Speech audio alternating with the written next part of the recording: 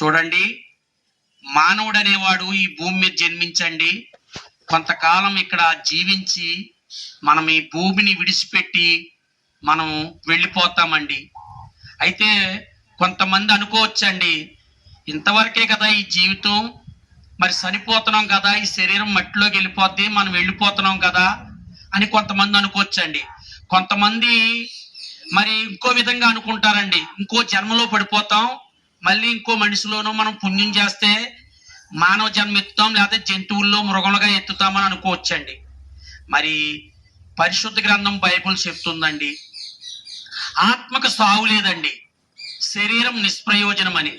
చూడండి, ఆదికాండం పరిశుద్ధ గ్రంథం బైబుల్లో చెప్తున్నారండి, మట్టిని తీసి మలిసి బొమ్మగా చేసి ప్రాణవాయువు ఊదేనని పరిశుద్ధ గ్రంథం బైబుల్ చెప్తుందండి.